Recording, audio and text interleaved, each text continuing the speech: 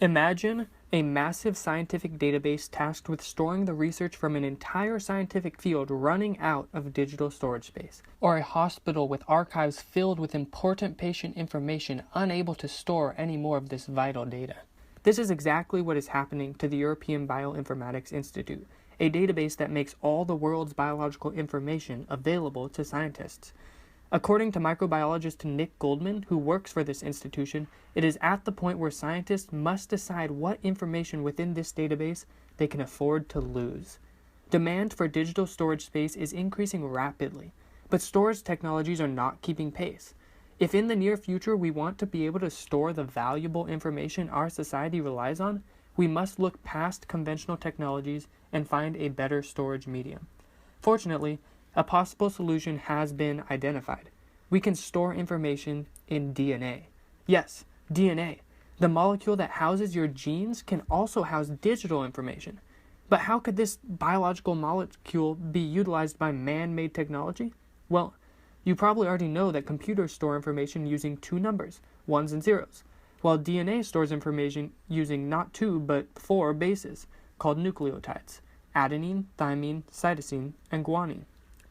By assigning 2 ones and or zeros to each base of DNA, digital information can be transferred onto DNA relatively simply. Adenine, for example, might represent 2 zeros, while guanine represents a 1 and a 0. By using similar techniques, past researchers have successfully translated digital information onto strands of DNA. But why are researchers even considering using DNA to store digital information? Well, storage technologies used in phones and computers are great at retrieving information quickly, but they can't actually store much information without taking up a lot of space. In other words, their storage density, or the amount of information they can store per unit of physical area, is quite small. Today, large entities with massive archives of data often rely on magnetic tape, the same thing used in VHS and cassettes, if you still remember what those are. Tape is currently the densest digital storage medium, storing about 10 gigabytes per millimeter cubed. Still, this isn't enough. While it might be difficult to visualize what 10 gigabytes per millimeter cubed really means, it is not difficult to visualize the difference between that and the storage density of DNA. DNA has a theoretical maximum storage density of 1 exabyte per millimeter cubed. That's 1 million gigabytes per millimeter cubed, which gives DNA the potential to store all the data on the internet while fitting inside of a shoebox. Clearly, DNA can store data using much less space than current technologies, but is using DNA to store large amounts of digital information actually feasible?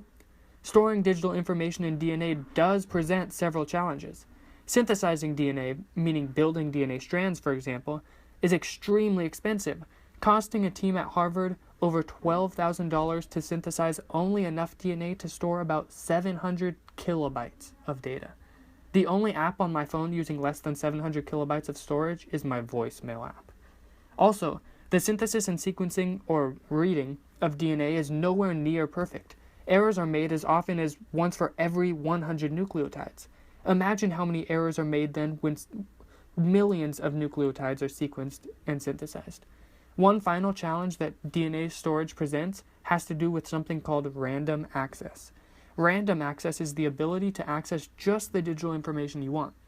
If you want to open a copy of your podcast script on your computer, for example, your computer doesn't have to open every document in its storage. It can access just the one you want. Historically, however, in order to access information stored in DNA, researchers have had to sequence all the DNA strands in a pool of DNA. A pool simply meaning, for example, all the DNA in a test tube. So if there were a test tube containing DNA storing information about mammals, in order to access information about elephants, a researcher would have to sequence all the millions of strands containing information about lions and whales too. Though DNA can store information in less space than conventional technologies, therefore, it is also costlier, error-prone, and time-consuming. In 2016, researchers from the University of Washington and from Microsoft broke the previous record for the amount of digital information stored in DNA.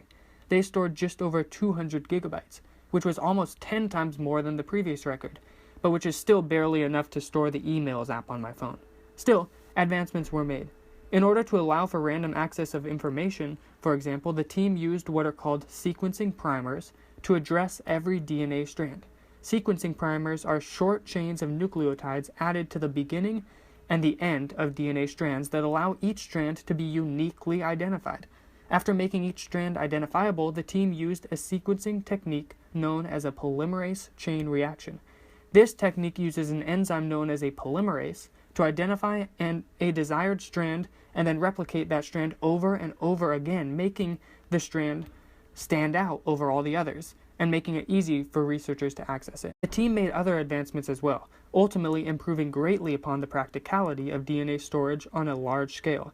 The current cost of sequencing and synthesizing DNA, however, make it economically impractical for commercial use. Without significant markets for DNA synthesis and sequencing to speed up technological advancements and drive down cost, therefore, DNA storage technology will remain as just a potential solution to a growing problem.